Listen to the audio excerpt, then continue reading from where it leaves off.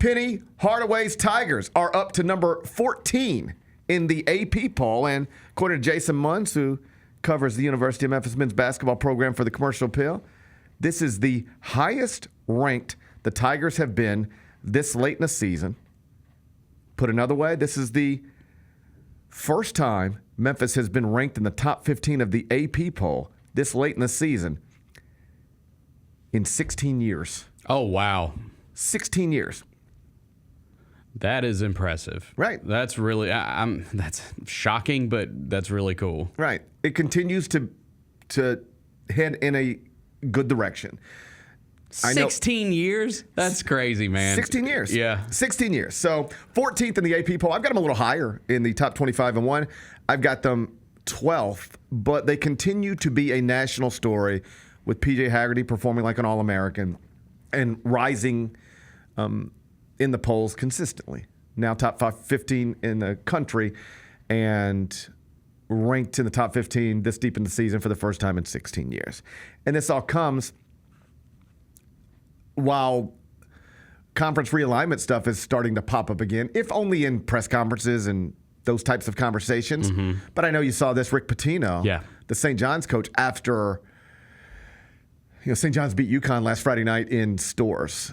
And, Pitino was talking, and he's sort of reached a point in his career now where you just turn the mic on and let him go. He'll say anything. Yeah. He's talking about whatever he wants to talk about. Unfiltered, for sure. Unfiltered. He'll just talk about anything he wants to talk about. Jim Boeheim got that way eventually at Syracuse. I can't support it with anything tangible, but there is something I have noticed about coaches as they get older. They start to care less about what they're saying. Mm-hmm. They'll drop an F-bomb whenever they feel like it. Something happens. And it has clearly happened to Rick because he just talking about whatever he wants to talk about whenever he wants to talk about it. So he's talking about conference realignment, and he said, I have been banging this drum for a while, but we need to start thinking big picture as the Big East and adding schools. We need to form a super league. And among the schools he mentioned they need to go get is the University of Memphis. Would you want Memphis? I snap my fingers and I say, Bennett, we don't know what we're going to do with the football program exactly. I guess we'd try to keep it in the AAC, maybe. But if there was a way to get all non-football sports that exist in the Big East, get those at the University of Memphis moved into the Big East, would you be in favor of that? Okay, so forever my stance has always been that I want football and basketball to be together. I'd like that too. Yes, I want football and basketball to be together in any type of movement. I think that's important. I've always thought that was important. Now I will say things have changed so much over the past couple years. I think it's so important for football to get into a better league. I do. I also think it is equally as important for basketball to get in a better league. If you came to me right now and said, hey, we'll take basketball, football, you can stay in the American, I might have to think about it. I mean, again, this team is great. They're number 14th in the country.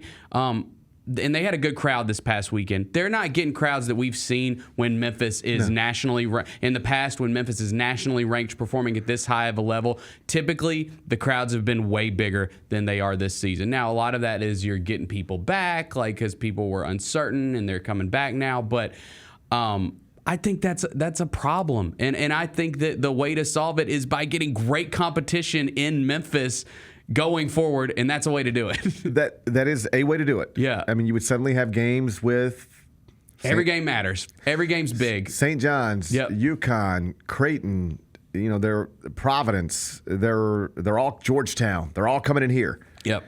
But I still would prefer, I think football and basketball need to stick together. I think that's important. I would prefer that. It is not a sticking point for me, though. Yeah. I would prefer it. I think it's kind of cool when you are developing athletic rivalries with schools that you're going to play in basketball and football and soccer. I don't care. Yeah. Like Auburn hates Alabama and everything. That's right. Yeah. Like Auburn and Alabama are going to play a basketball game this weekend. Yeah. And it'll be historically significant. The first ever 1-versus-2 matchup in SEC history. It's not the football game. Right. But it still matters. It matters. It still matters. So I would prefer that, but I'm also open-minded about it. And you know who else is? The University of Memphis, because they've reportedly tried something like this. Reportedly last year. And we were once in the Big East. We were once a proud Big East member. There was a billboard on Times Square. I remember it. I saw it. There was a logo in the Finch Center. Yeah. Big East logo on the wall. Yeah. This is like, people forget this. Memphis was in the Big East. Never competed in the Big East, but was officially a member of the Big East for a minute. Yep. Memphis reportedly tried to negotiate a deal where they said, hey, we'll take our football to the new Pac-12 and our basketball to the Big East. And I believe both sides said no. Okay. But I know the Big East said no. And one of the things Rick said, I'll read you the quote exactly.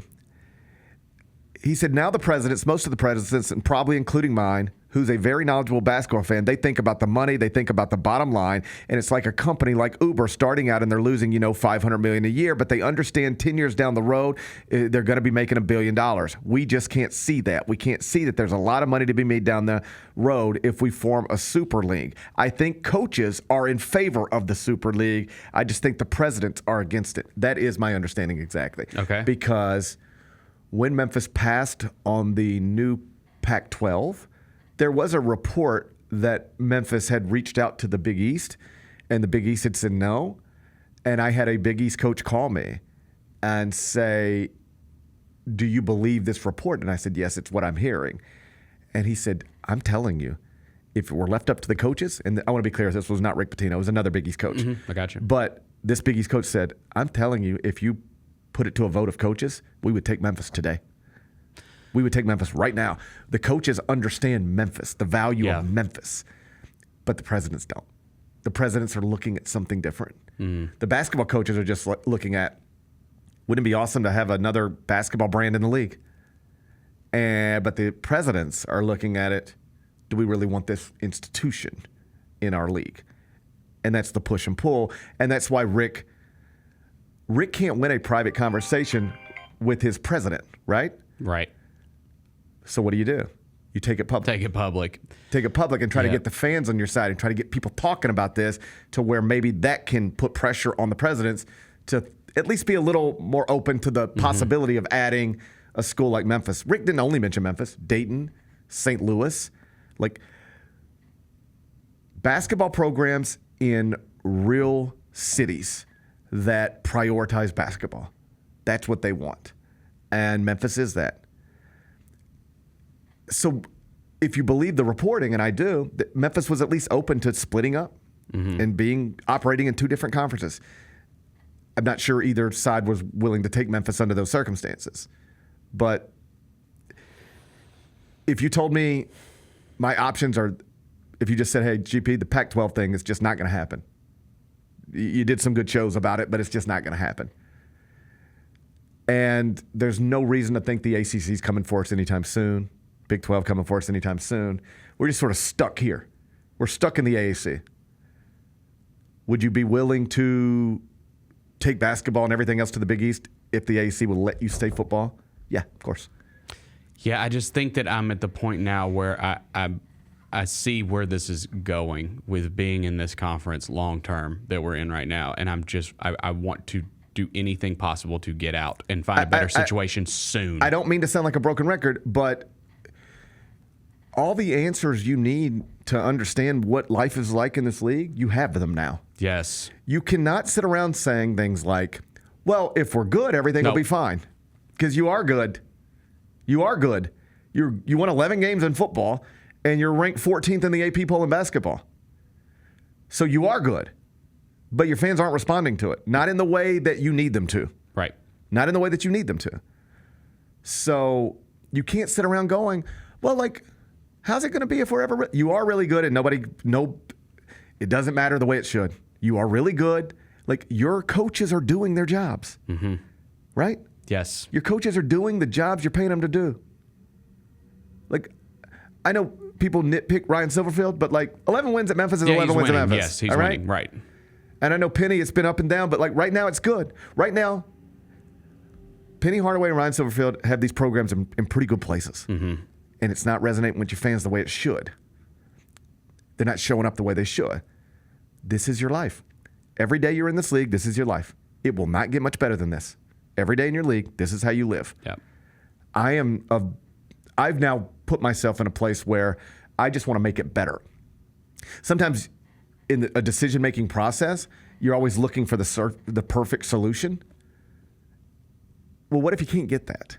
Let's just get something better than we have now. Think of it like house hunting. Man, I want to buy that house. Okay, well, you can't buy that house. What about this house? Well, this house ain't as good as that house. I know, but this house is way better than the house you got. Mm-hmm. This is one you can actually get in. I know you want that one. You can't get that one. But you can get this one, and it's better than what you got. Yeah. Maybe getting this one, and then maybe one day you can go from this one to that one. But it's pretty clear you ain't going from this one to that one. We've been trying that for 20 years. You ain't going from here to here. So maybe just try to get here and then try to go from there to there. But you got to get into a better place, one way or another. I don't know if this is real or just Rick Pitino talking, right? But this is a way to put, if you think this is smart and your other basketball coaches think it's smart, and the only thing standing between it happening are your university presidents, put public pressure on them. In a kind way. He's not calling anybody out, and he's not saying anybody's stupid or idiotic or short-sighted. He's just saying, I'm